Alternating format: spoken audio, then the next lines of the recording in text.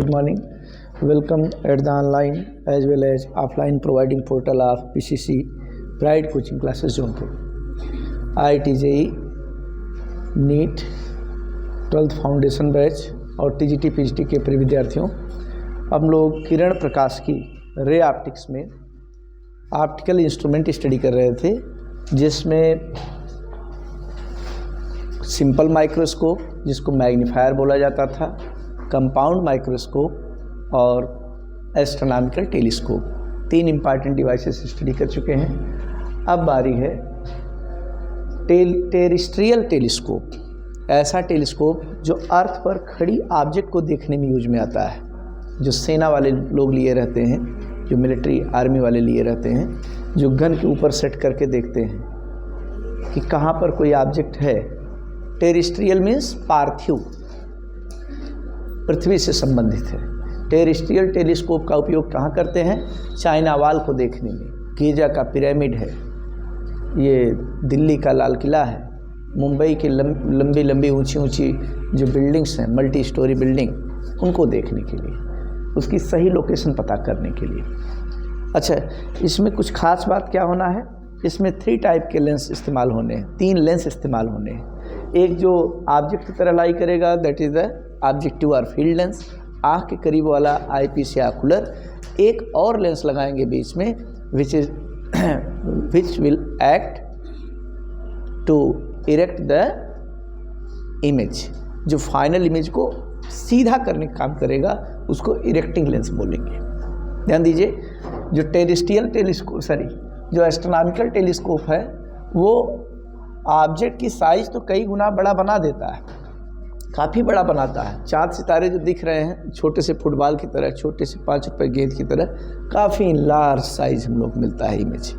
लेकिन उसमें दिक्कत क्या है? EMP का जो फार्मूला आया था, याद है? EMP का फार्मूला -FO/UE होता था। This be the evergreen formula, 100% correct है। फाइनल इमेज इन्फिनिटी पर फॉर्म हो रहा है, तो हाँ, बहुत आसान फार्मूला, एग्जाम में खूब आता है। पता नहीं इस फार्मूले में क्या देख लिए हैं लोग, -FO/FE। और इस दौरान इस समय लेंथ क्या होना है? डायरेक्शन FO प्लस, ठीक, यही वाला केस ज़्यादा आपको समझना है। और दूसरा, फाइनल इमेज अगर कैपिटल D पर shortest distance of distinct vision पर फॉर्म होता है, तो उस समय EMP फार्मूला बताए कोई, और बोलिए, और हाँ आप सही है, FE/D होता है। और लेंथ तो बहुत भारी भरकम, FO तो रहेगा, और अरे वाह, ऐसे पढ़ के आइए, इस तरह से याद किए रहिए।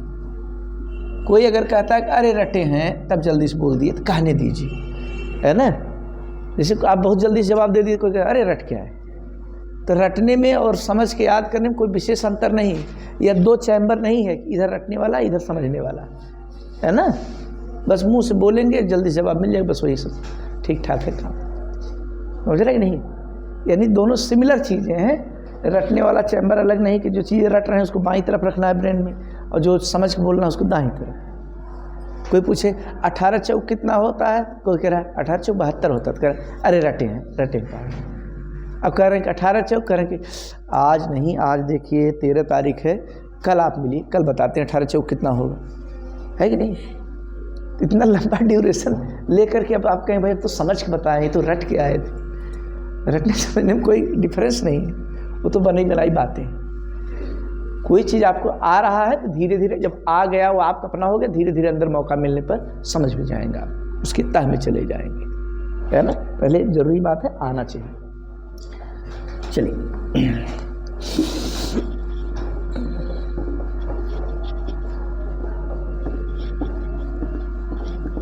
एक दो हल्के सवाल हो जाएं, फिर आगे बढ़ते हैं हम लोग। अच्छे वाले सवाल, इसी टेलीस्कोप, आज टॉपिक का टर्मिनेशन है, एकदम लास्ट, एकदम किनारे पर पहुंच चुके हैं हम लोग। अब थोड़ा और मज़ेदार टॉपिक स्टार्ट होगा, वेव ऑप्टिक्स। और वेव ऑप्टिक्स जैसे फिनिश होगा, तब तक ठंडी और थोड़ा बढ़ जाएगी, तब हम लोग पढ़ेंगे कुछ गरम गरम चीज़ें, हीट एंड थर्मोडाइनमिक्स। हाँ, सब मौसम के हिसाब से पढ़ाई भी हो रही है। चलिए, एक problem,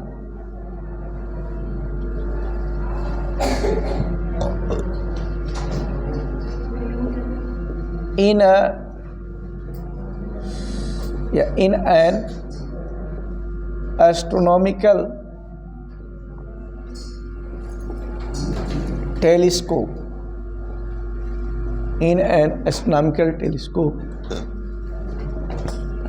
if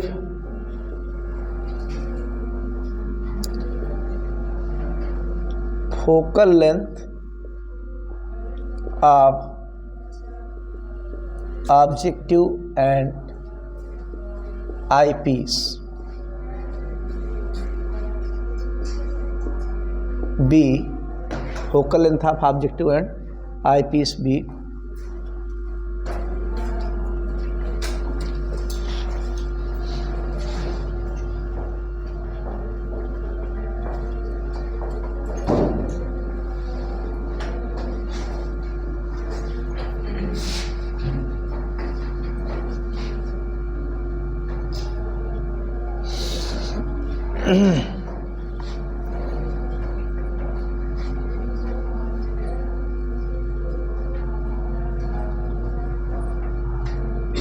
(2 meter and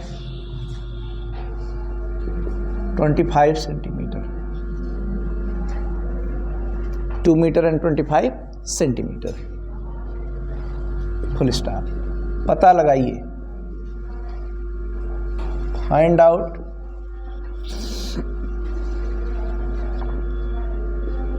minimum and maximum magnifying power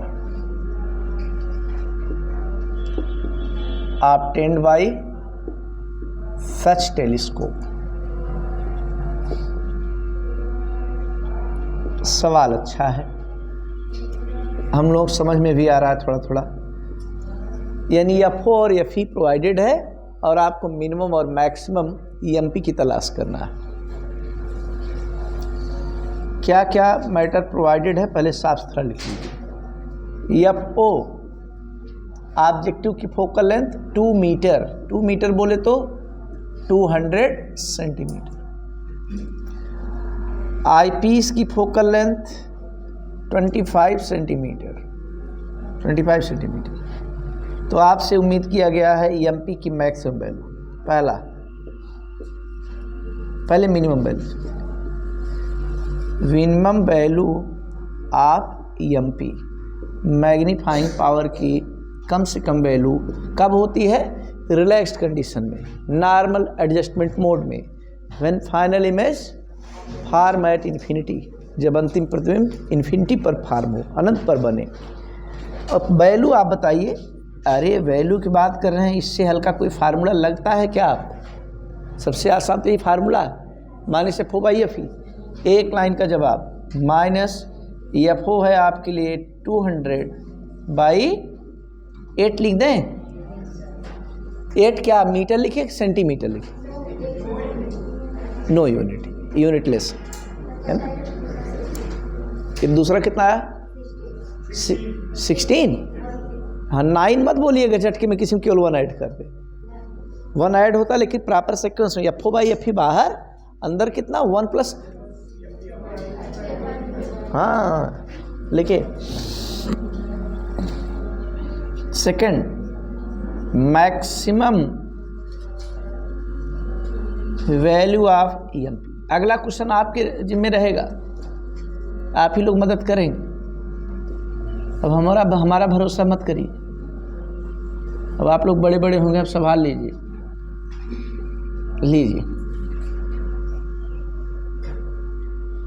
minus, अच्छा F O by F E निकाले हैं तो क्या बार बार कैलकुलेट करेंगे? -8 रख दीजिए और 1 प्लस एफ ई कितना है जी?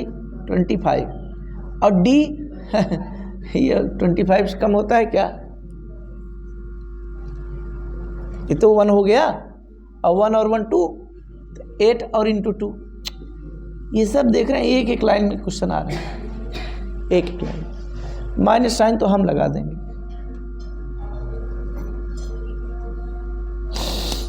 माइनस साइन हम लगा दे रहे हैं।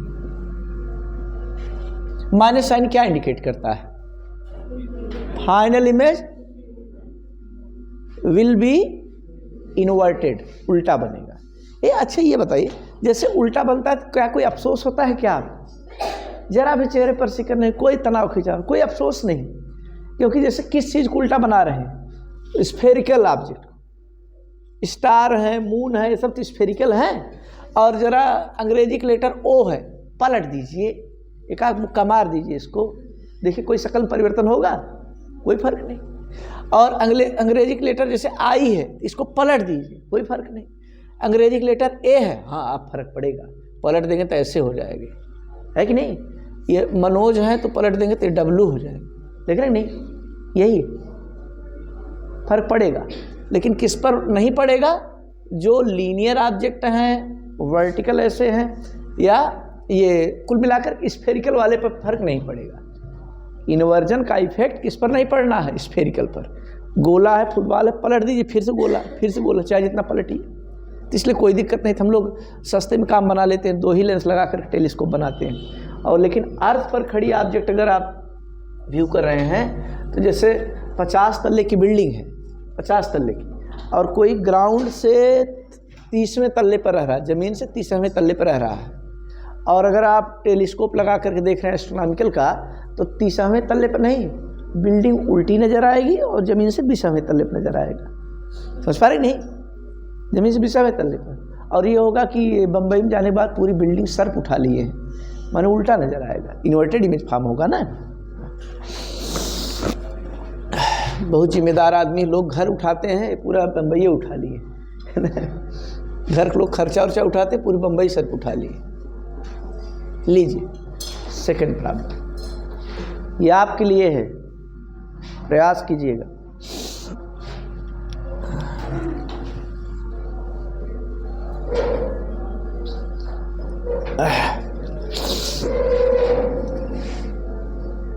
if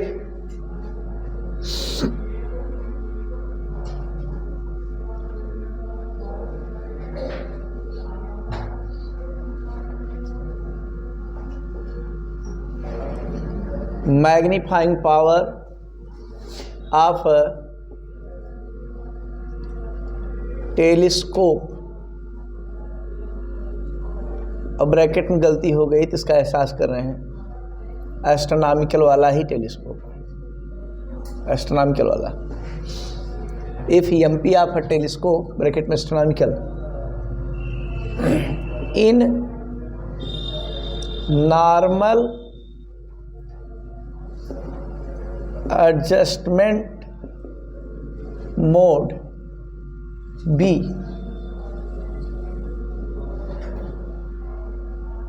-10 और क्रॉस, -10 क्रॉस मतलब कितना है? 10 है, नेगेटिव साइन तो उसकी आदत लिखना, क्रॉस मतलब मल्टीप्लाई करने के लिए तैयार है, -10 cross.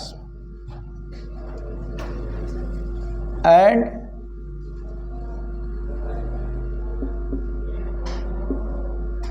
in this situation its length be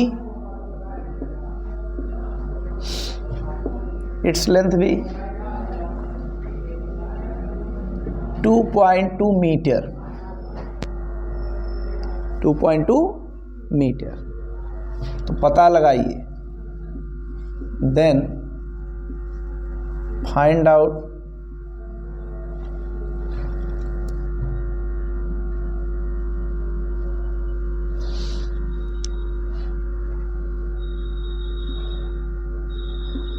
maximum value of EMP and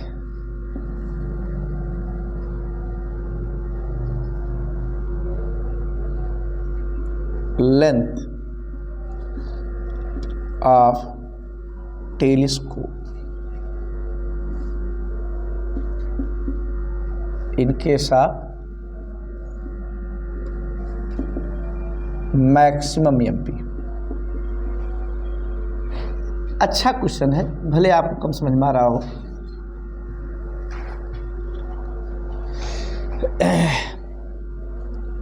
खाली पेन से डाटा लिख लीजिए क्या क्या प्रोवाइडेड है, फट से आप लगा डालेंगे। मैक्सिमम वैल्यू पूछा गया।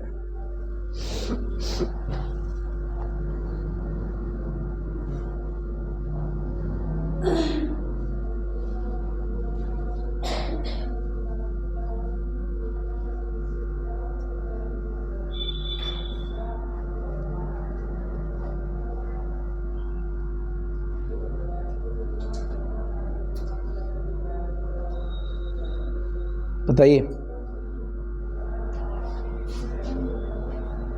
आया किसी का?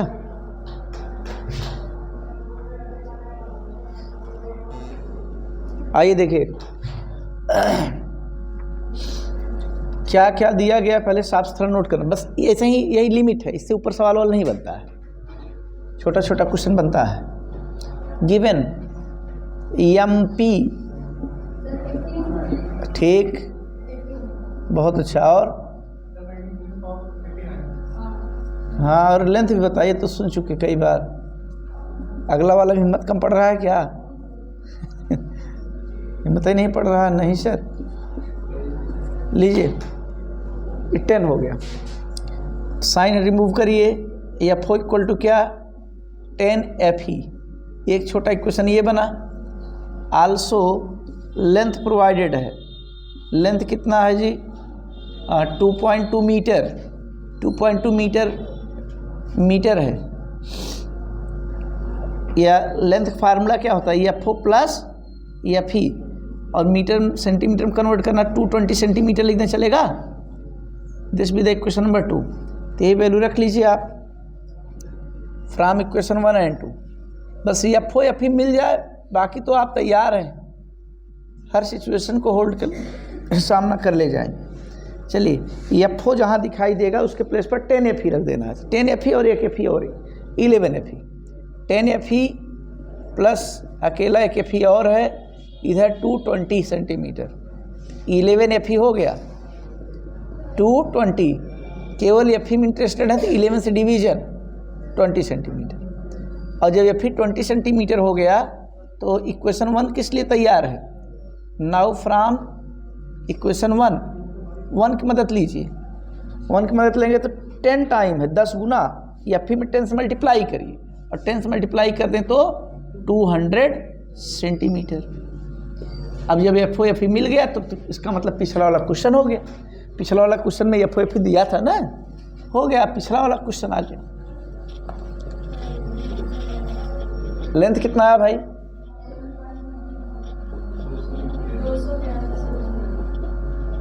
अच्छा,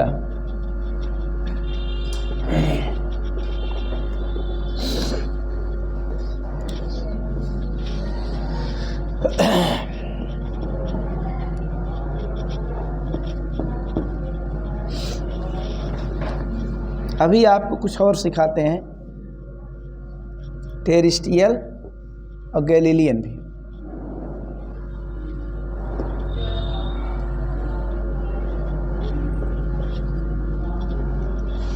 कोई पूछे सबसे अच्छा वाला टेलीस्कोप कौन है, रिफ्रैक्टिंग वाला कि रिफ्लेक्टिंग वाला? तो आपका जवाब होगा रिफ्लेक्टिंग, जिसमें मिरर का इस्तेमाल होता है। रिफ्लेक्टिंग वाले में इमेज की इंटेंसिटी काफ़ी हाई होती है, काफ़ी ब्राइट इमेज बनता है, चमकीला, और बनाने में भी सुविधा होती है।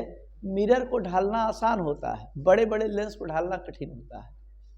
अब तक 80 इंच के ऑब्जेक्टिव वाला टेलीस्कोप बनाया गया है। कितना है ऑब्जेक्टिव साइज? 80 इंच। 80 इंच मतलब समझ सकते हैं, 80 इंच लगभग 12 इंच का 1 फीट होता है ना, वही अंदाजा लगा लीजिए। 12 पंजे 60, 12 6 72, माने लगभग 6 फीट। जितने बड़े हम हैं इतने बड़े लगभग ऑब्जेक्टिव वाला लेंस इस्तेमाल होता है टेलीस्कोप। माउंट पोलोमार है अमेरिका में, वहाँ पर रिफ्लेक्टिंग टेलीस्कोप बनाया गया है 200 इंच का। कितने इंच का? 80 इंच का लेंस वाला बनता है टेलीस्कोप, और मिरर वाला 200 इंच का।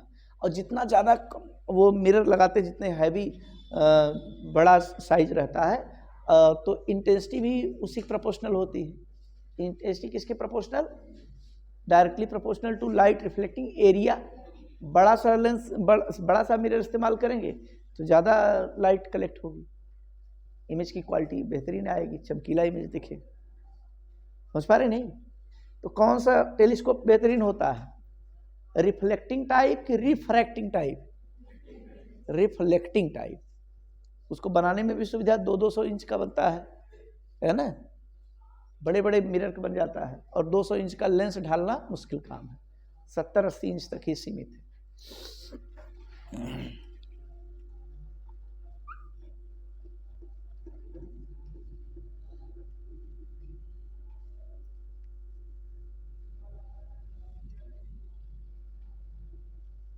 चलिए, नाउ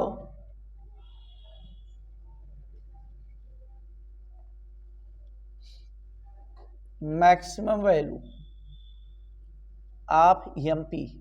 मैग्नीफाइंग पावर का और कोई नाम जानते हैं आप लोग? मैग्नीफाइंग पावर का एंगल का रेशियो होता है θ/θ0, इसलिए इसका और नाम क्या है? Angular magnification. ठीक,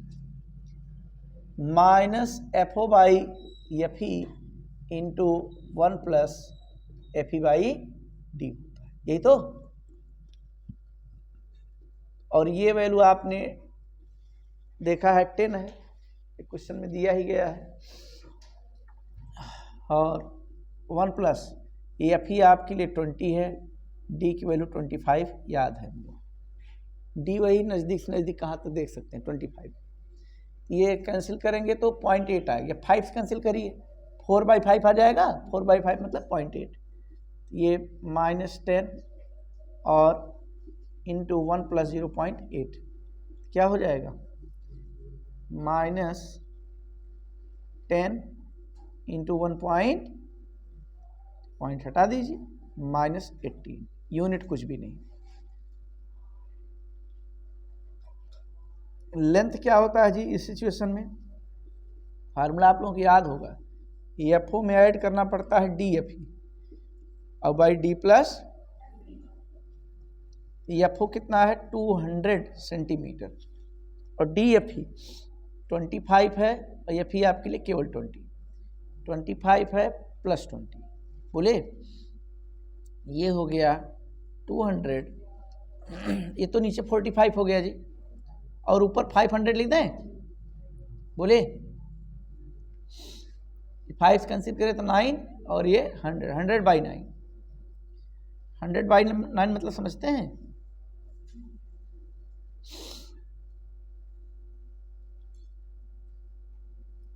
हंड्रेड बाई 9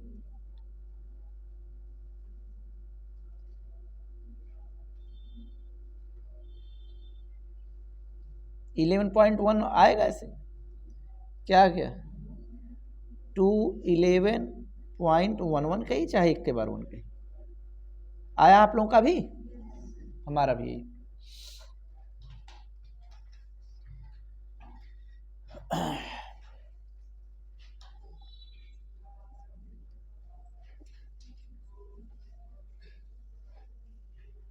इस संडे को टेस्ट होगा और कंप्लीट रे ऑप्टिक्स का पूरा। कल आप लोगों को प्राइज मिलेगा पिछले टेस्ट का। कल TGT PGT सब हो जाएगा चेक। और इस बार क्वेश्चन एकदम आसान देंगे और आप लोग खूब एकदम मौज में करेंगे। इस पर आसान क्वेश्चन बनते ही। काफ़ी क्वेश्चन ऐसा होता है कि जो नोट्स पढ़ाया रहता है वो भी आ जाता है ना। और कुछ लोग नहीं करते हैं तो भाई तब इसका मतलब उनका अध्ययन सही नहीं है, अच्छे ढंग से दबा कर उन्होंने पढ़ाई नहीं किया, पढ़े नहीं है नोट्स का भी, उसको तो कतई नहीं छोड़ा करिए।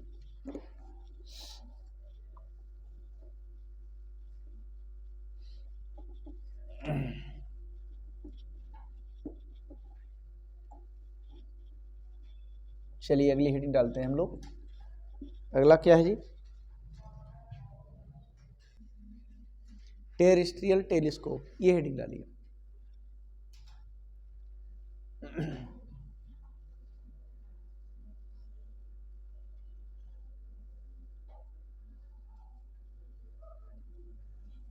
ऑब्जेक्टिव,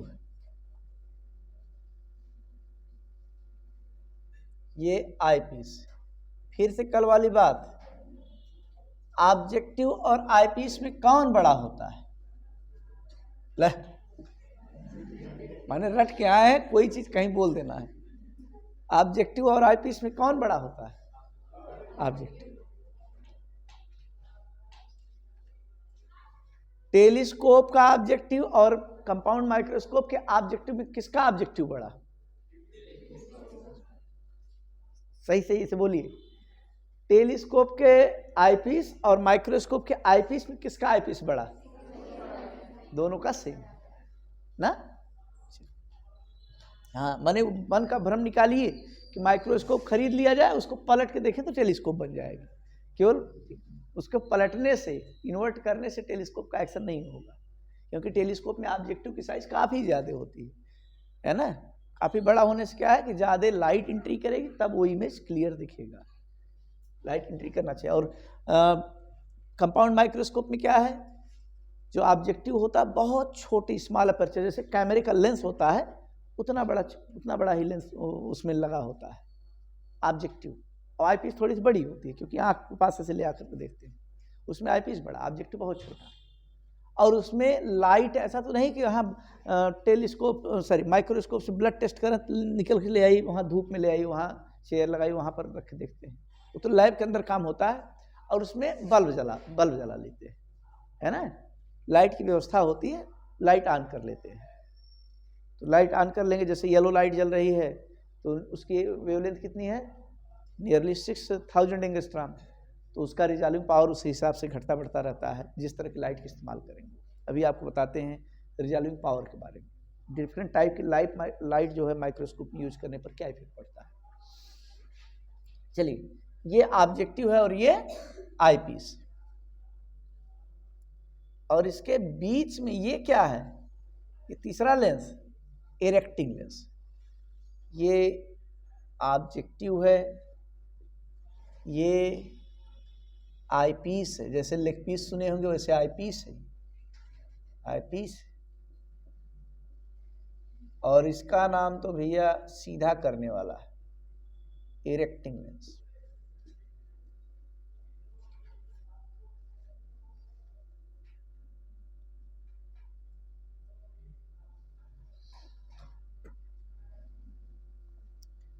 कहां पर रखा जाता है?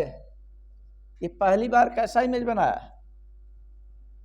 Inverted image, objective.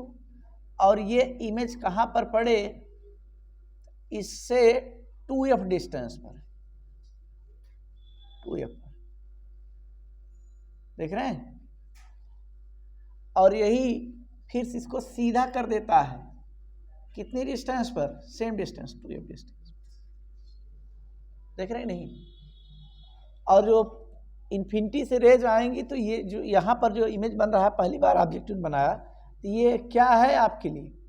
ये तो एफओ है, एफओ है कि नहीं? और नॉर्मल एडजस्टमेंट का केस है, तो ये क्या है आपके लिए? ये आपके लिए एफ ही। देख लीजिए, ये इन्वर्टेड इमेज को फिर से सीधा कर देता है, erect. In case of normal adjustment, या इसको और क्या बोलते हैं? कंडीशन फॉर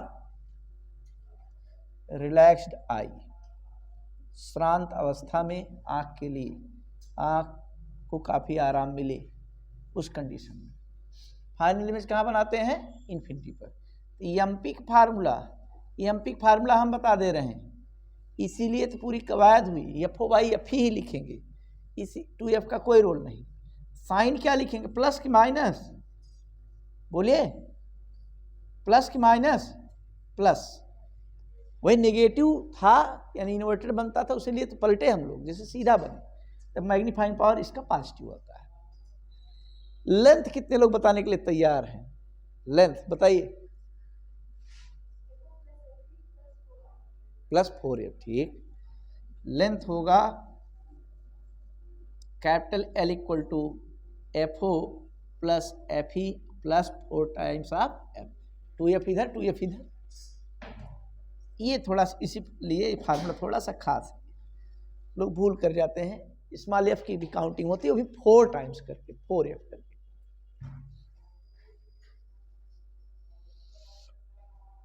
इसमें केवल यही केस इंपॉर्टेंट, यही पढ़ के छोड़ देते हैं।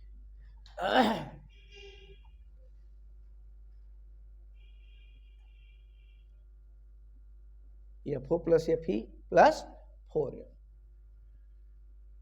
गैलीलियन टेलीस्कोप जरा देखिए, गैलीलियो भी माने नहीं, ये भी टेलीस्कोप बना दिए।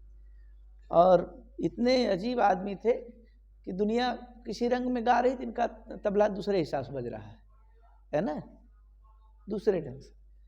लोग पढ़े थे टेलीस्कोप बनाने के लिए, माइक्रोस्कोप बनाने के लिए कॉन्वेक्स लेंस, और ये कहा कि नहीं, एक तो हम कॉनकेव लेंस लगा के बनाएंगे। ये कॉनकेव भी लगा के बना दिए। ऑब्जेक्टिव कॉन्वेक्स का इस्तेमाल किया, लेकिन आईपीस कॉनकेव का ले लिए थे। ये गैलीलियो जी।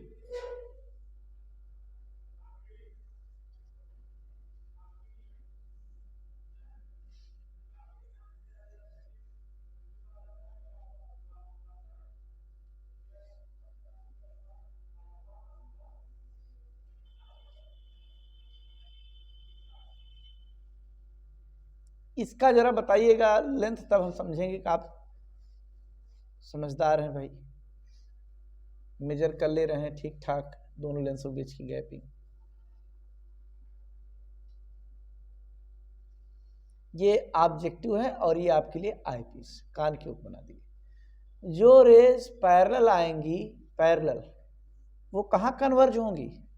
कौन सा फोकस? Second focus. तो सेकंड फोकस इसका इस कॉनकेव के इस तरफ पड़ रहा था, ये इधर।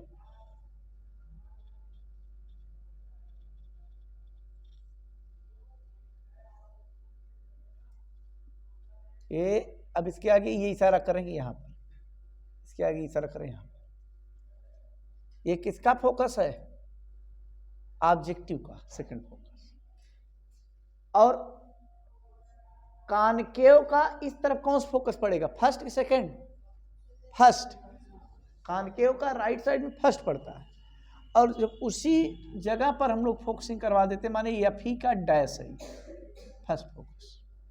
देख रहे हैं? तो फाइनली इमेज कैसे बन रहा है? इन्फिनिटी बन रहा है, इन्फिनिटी पर बन रहा है। समझिएगा बात को। ये यहां से यहां तक क्या होगा? यहां से यहां तक एफओ लिखेंगे, एफ ई, और बाकी यहां से यहां तक ये क्या है? बोलिए लेंथ क्या होगा? लेंथ क्या होगा? एफओ प्लस, हाँ, एफओ माइनस एफ। लेंथ तो केवल लेंस के बीच की गैप। ठीक। In case of normal adjustment mode, M P हो जाएगा आपके लिए एफओ बाई एफ,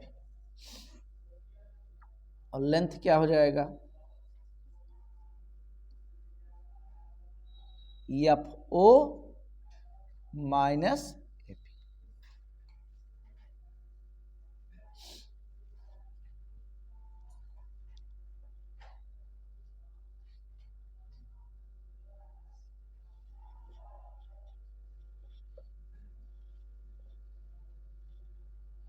टेलीस्कोप में ज्यादा पावरफुल कौन होता है? ऑब्जेक्टिव की आईपीस? आईपीस, क्योंकि क्वेश्चन भी करवाया गया, आईपीस की फोकल लेंथ कम आती है, objective focal length 2-2 metre 3-3 metre की ना। और वहीं कंपाउंड माइक्रोस्कोप में कौन ज्यादा पावरफुल होता है? ऑब्जेक्टिव, याद रखिएगा।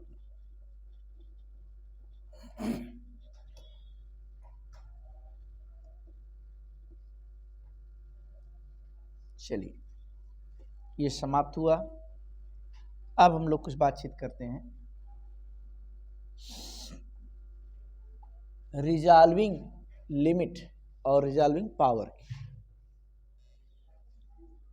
चलिए आइए, रिजॉल्विंग लिमिट पहले सीखते हैं।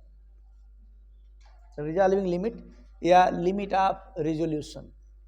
रिजॉल्विंग लिमिट क्या है? जैसे पेपर पर 2 पॉइंट हम मार्क करें, 2 पॉइंट बना दें, तो आप पीछे जैसे जैसे चलेंगे दोनों पॉइंट के बीच की सेपरेशन कम नजर आएगी, कम होती चली जाएगी। और एक सिचुएशन ऐसी आएगी दोनों पॉइंट पास पास नहीं बल्कि एकदम एक दूसरे में सिमटे हुए टच करते नजर आएंगे। जब टच करने लगे तो वहीं रुक जाइए आप। ये बोर्ड से या कॉपी पेपर से अपनी डिस्टेंस मेजर कर लिए, that is the resolving limit. ठीक, अच्छा, यही ए और बी के बीच गैपिंग कम हो, पॉइंट और पास पास और पास, स्टार्टिंग से ही पास पास हम लोग बनाए, पास पास बनाए, ये थोड़ा दूर दूर है, पास पास। अब पीछे चलते जाए, पीछे चलते जाएं तो अब की बार जल्दी से ऐसा लगेगा, पहली बार 5 मीटर पर लग रहा था दोनों पॉइंट पास पास, अब की बार कितने पर? अब की बार पता लगा 3 मीटर पर ही लग रहा है, दोनों पॉइंट एकदम सिमटने वाले हैं। अब की बार ये लिमिट 3 मीटर हो गई। ऐसे पॉइंट के बीच की सेपरेशन बदल करके बार बार नई नई डिस्टेंस सर्च करना कठिन काम है। इसलिए रिजॉल्विंग लिमिट को पेश करने के लिए नई स्टाइल अप्लाई की गई, आई पर सबटेंड करने वाला एंगल। दोनों जो पॉइंट्स हैं, दोनों जो डॉट हैं, आंख पर कितना एंगल सबटेंड कर रहे हैं। डिस्टेंस तो अलग अलग है, लेकिन दोनों बार चेक किया गया, आंख पर बनने वाला एंगल सेम रहा, है ना। तो आंख पर बनने वाला एंगल कितना होता था?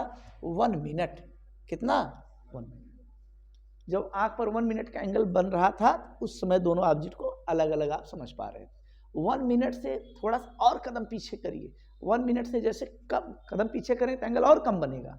जैसे ही थोड़ा सा कम हुआ तो दोनों ऑब्जेक्ट, दो नहीं एक ही में सिमटे हुए सिंगल ऑब्जेक्ट नजर आने लगे। यानी वहीं तक आपकी दोनों ऑब्जेक्ट को रिजॉल्व करने की वो लिमिट थी, वही सीमा है। उसके आगे आप दोनों ऑब्जेक्ट को अलग अलग नहीं समझ सकते, एक ही में सिमटा हुआ समझते हैं। यानी रिजॉल्विंग लिमिट को एक्सप्रेस करने का सबसे आसान, बढ़िया बेहतरीन तरीका क्या है? डिस्टेंस नहीं बल्कि एंगल। लीजिए, resolving limit, minimum distance between 2 objects are, अगला भी दे दे रहे हैं, minimum angle subtended by 2 objects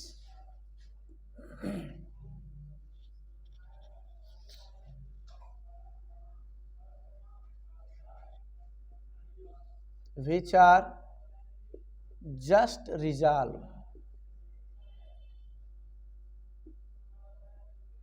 by I or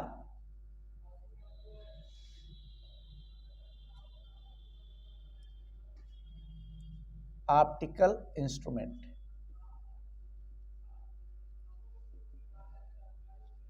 इसी का नाम है known as RL, resolving limit.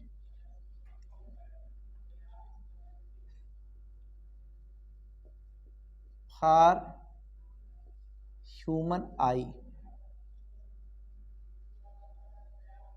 Human eye के लिए रिजॉल्विंग लिमिट कितना होता है जी? 1 मिनट। मिनट को ऐसे सिंगल डैश लगा रिप्रेजेंट करते हैं, और 1 मिनट ये एंगल की यूनिट है।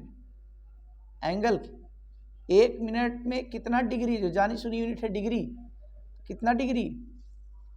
60 नहीं, 1 डिग्री में 60 मिनट होता है। 1 डिग्री में कितना मिनट? 60 मिनट। और 1 मिनट में 60 सेकेंड होता है। सेकेंड के लिए डबल डैश, मिनट के लिए सिंगल डैश। ये कन्वर्जन है, कहीं अपना समझते रहिएगा। 1 मिनट में 60, सॉरी 1 डिग्री में 60 मिनट, और 1 मिनट में 60 सेकेंड। चलिए 1 मिनट होता है, यानी और क्या लिख दें, R L equal to 1 minute बोले तो 1/60 डिग्री लिख दें। आर एल इक्वल टू और क्या लिख सकते हैं, 60 डिग्री है, डिग्री का रेडियन बदला जाए तो 180 से, और नीचे डिवीजन लीजिए, ऊपर पाई से मल्टीप्लाई करना मत भूलिए, इतना रेडियन। ये रिजॉल्विंग लिमिट है। अब रिजॉल्विंग लिमिट जब पता हो गई ह्यूमन आई की, इसकी मदद से आप क्वेश्चन लगा सकते हैं कितनी डिस्टेंस पीछे हटे कि जिससे 2 सेंटीमीटर पर दो जो लाइनें खींची हैं, दो जो ऑब्जेक्ट प्लेस किए, उनको अलग अलग समझा जा सके। ये तो फार्मूले के तौर पर हो गया, इसको मन बैठाना, बाकी इसका एप्लीकेशन करिए। जैसे एग्जाम्पल तौर पर 2 ऑब्जेक्ट हैं ए एंड बी,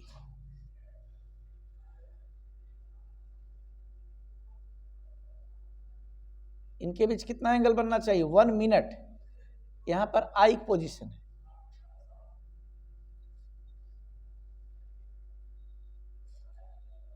ये आंख है हम लोगों की, सुंदर सी आंख।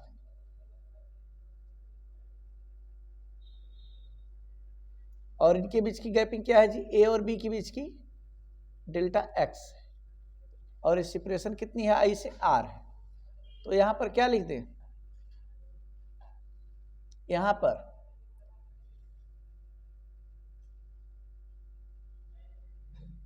एंगल क्या होता है,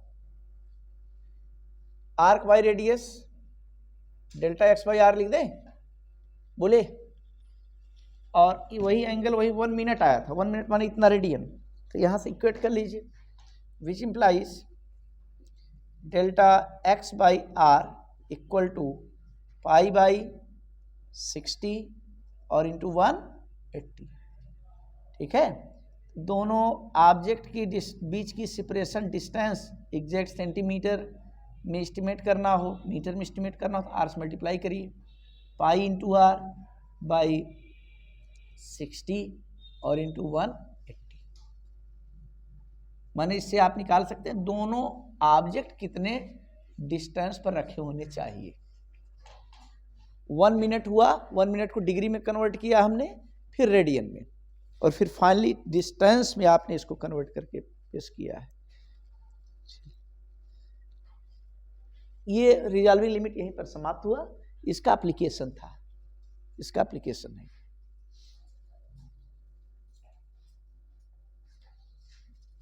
आइए सेकंड है आपके लिए टेलीस्कोप।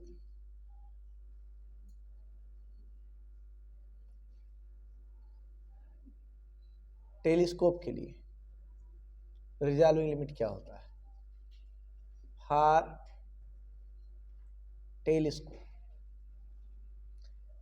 टेलीस्कोप के लिए रिजॉल्विंग लिमिट होता है R L equal to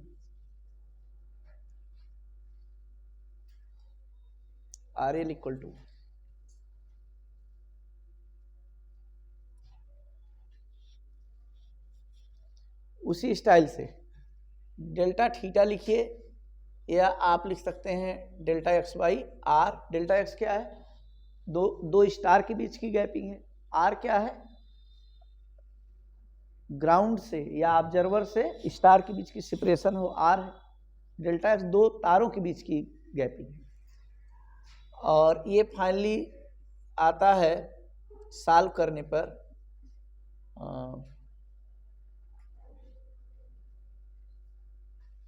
1.22 lambda by d naught be the diameter of objective, lambda be the wavelength of light used। lambda क्या है,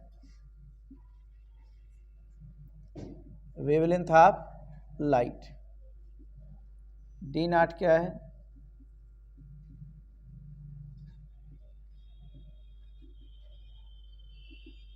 एक चीज आपसे पूछना चाह रहे हैं, रिजॉल्विंग लिमिट मिनिमम हो कि मैक्सिमम हो, कौन सी डिवाइस बेहतरीन समझी जाती है, रिजॉल्विंग लिमिट जिसकी मिनिमम हो कि मैक्सिमम हो।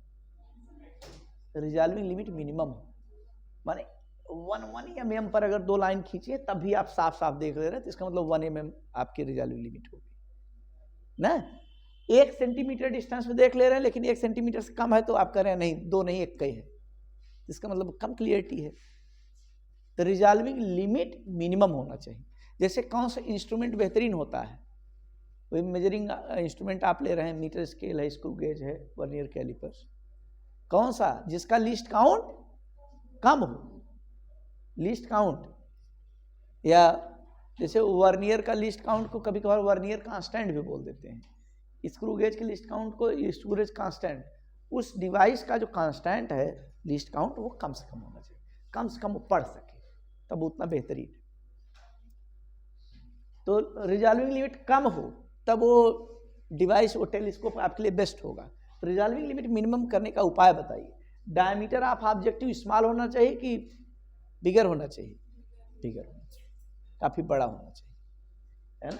डायमीटर ऑफ ऑब्जेक्टिव जितना बड़ा होगा उतना बढ़िया रिजॉल्विंग लिमिट होगी, उतनी ज़्यादा। और लैम्डा पर कोई जोर नहीं। नेचुरल लाइट में आप ऑब्जर्वेशन करेंगे, जो नेचुरल लाइट है उसी से आप देखेंगे तो नियरली कितना होता है, 4000 से 3900 एंगस्ट्राम, सॉरी 3900 से 7800 एंगस्ट्राम, तो वही 5-6 हज़ार के आसपास नियरली येलो लाइट, इसी के आसपास आप देखते हैं 5-6 हज़ार एंगस्ट्राम की लाइट आप इस्तेमाल करते हैं। फॉर माइक्रोस्कोप,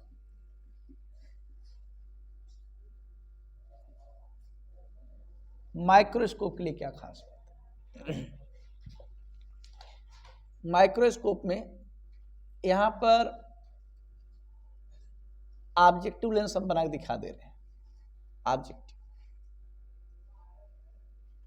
ये ऑब्जेक्टिव लेंस, और यहाँ पर ऑब्जेक्ट रखा गया है। ऑब्जेक्ट, ऑब्जेक्ट से जो रेज चल रही हैं एकदम टर्मिनल,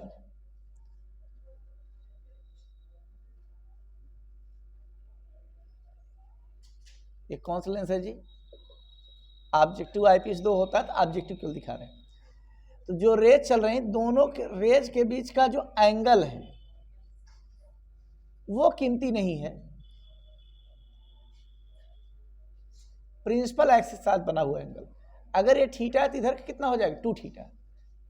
देख रहे हैं दोनों रेज के बीच का एंगल पूरा कितना हो जाएगा? 2 थीटा।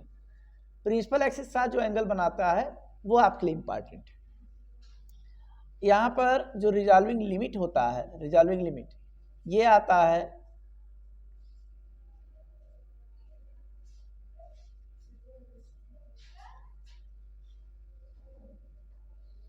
1.22 लैम्डा बाई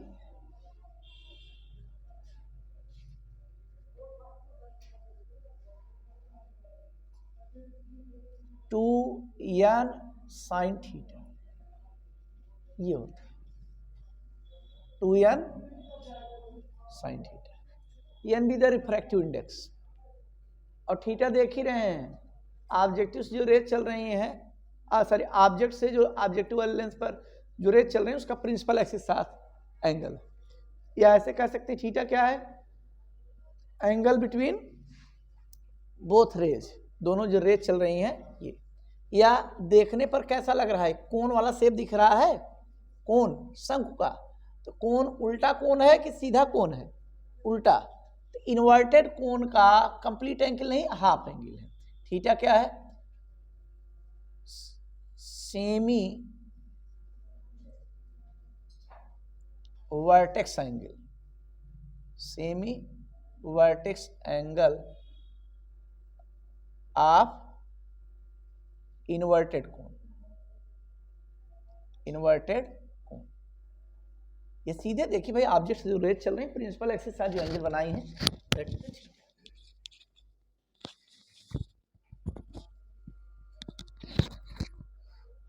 ये है रिजॉल्विंग लिमिट। एन क्या है? किसका? मीडियम का। कौन सा मीडियम भाई? इस लेंस वाले ऑब्जेक्टिव लेंस का मीडियम नहीं, ऑब्जेक्ट जहां प्लेस है उस मीडियम का।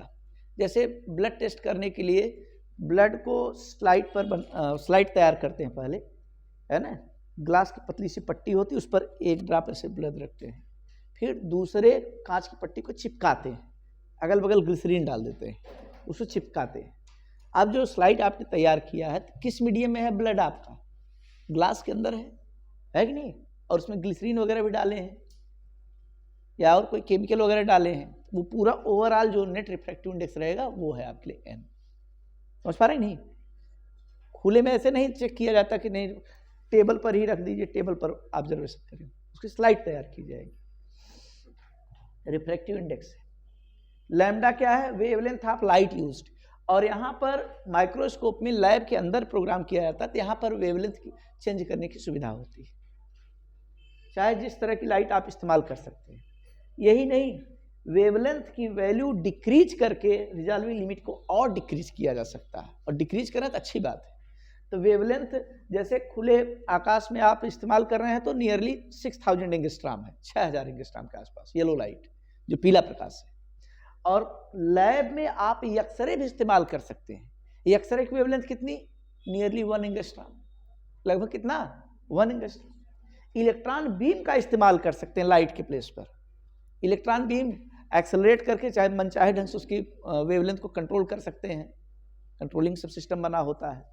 तो एक्सरे का इस्तेमाल करके भी आप इसको ऑपरेट कर सकते हैं, कंपाउंड माइक्रोस्कोप, और जिसमें एक्सरे वगैरह बीम का इस्तेमाल होता है या इलेक्ट्रॉन बीम का इस्तेमाल होता है, ऐसे माइक्रोस्कोप बोलते हैं इलेक्ट्रॉन माइक्रोस्कोप। क्या नाम देते हैं? तो कोई पूछे सबसे ज़्यादा हाई रिजॉल्विंग पावर किसकी होती है? अभी पावर बताएंगे। पावर कुछ नहीं, ये रिजॉल्विंग लिमिट को उल्टा।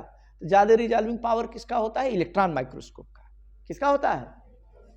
और कितना? नियरली 1000 टाइम, लगभग 1000 गुना।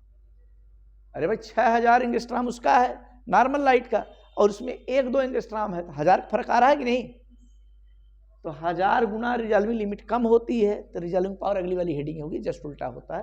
तो resolving power nearly 1000 times greater होता है। 5-5000 गुना बढ़ा सकते हैं, 10,000 गुना बढ़ा सकते हैं। जितनी वेवलेंथ इस्तेमाल लेंगे उतना रिजॉल्विंग पावर बढ़ेगा। अभी फिलहाल हम लोग रिजॉल्विंग लिमिट पर कंसंट्रेटेड थे, हमारे मुंह से रिजॉल्विंग पावर 2-3 बार निकल गया, तो उसको अन्यथा मत लीजिए, यही अगली वाली हेडिंग है।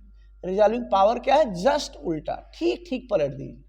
इन्वर्सली प्रोपोर्शनल मत बोलिए संकोच में, रेसिप्रोकल कहिए। इन्वर्सली प्रोपोर्शनल माने इक्वलिटी आएगा तो कुछ कांस्टेंट लेके आएगा, कोई कांस्टेंट नहीं, सीधे केवल पलटना है। इसीलिए पहली वाली हेडिंग को खूब सजा कर अच्छे से सीखा। दूसरी हेडिंग रिजॉल्विंग पावर जल्दी में सीख लेते हैं हम लोग।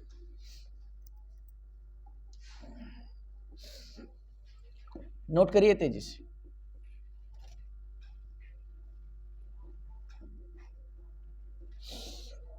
रिजॉल्विंग पावर क्या है? Reciprocal of resolving limit.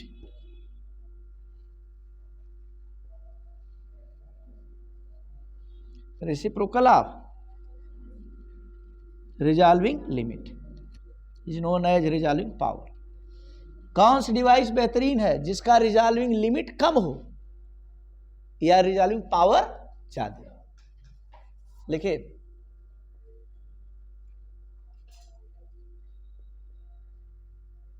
Resolving power R P क्या है? Reciprocal of resolving limit.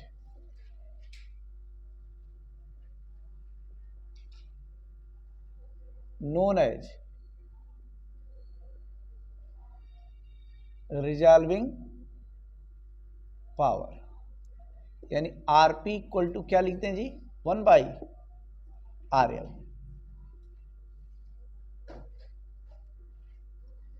Best instrument कौन है? रिजॉल्विंग पावर क्या होना चाहिए? रिजॉल्विंग पावर हाई होना चाहिए। रिजॉल्विंग लिमिट क्या होना चाहिए? लो होना चाहिए। वो बेस्ट इंस्ट्रूमेंट होता है। चलिए, पहला ह्यूमन आई के बारे में सीखने। ह्यूमन आई की रिजॉल्विंग लिमिट तो जानते हैं, रिजॉल्विंग पावर, अब गलती मत करिए, रिजॉल्विंग पावर बार बार कर रहे हैं। तो रिजॉल्विंग पावर क्या आया था जी, कितना लिख देंगे, 60 इंटू 1 80 और बाई पाई, ये होगा रिजॉल्विंग पावर। बोले जस्ट उल्टा। सेकेंड, ह्यूमन आई हो गया। टेलीस्कोप, टेलीस्कोप का क्या होता है जी, टेलीस्कोप का रिजॉल्विंग लिमिट आपने खूब मस्त सीखा था, हम पावर पूछ रहे थे, जस्ट पलट दीजिए, d0 by 1.22 lambda, diameter of objective. Last देख रहे हैं कितने जल्दी इस काम हो गया। माइक्रोस्कोप बोलिए तो, माइक्रोस्कोप से क्या आता है रिजॉल्विंग पावर, 1.22 नहीं 2n sine theta, 2n by 1.22 lambda. ये पूरी तरह से टॉपिक समाप्त हुआ, रे ऑप्टिक्स का समापन हो गया। अब कल इसके कुछ अच्छे प्रॉब्लम देखने हैं, मिसलेनियस टाइप के, मिश्रित, हर तरह का क्वेश्चन कल देखा जाएगा। फिर कल से ही प्रयास किया जाएगा वेव ऑप्टिक्स शुरू हो जाए, इंटरफेरेंस। ये काफ़ी लंबा पोर्शन था, 15 से 20 लेक्चर इस पर लगा है। पूरी तरह से हम लोग समझ भी गए हैं इस टॉपिक, बहुत मज़ा आया सीखने में। काफ़ी बड़ा टॉपिक था, बहुत इंटरेस्ट लेकर के एकदम चाव से हम लोग सीखे। क्लास ओवर हुई, समय समाप्त हुआ। काफ़ी लंबे समय तक जुड़े रहने के लिए, पूरी बात को समझने सीखने के लिए धन्यवाद। Thank you so much.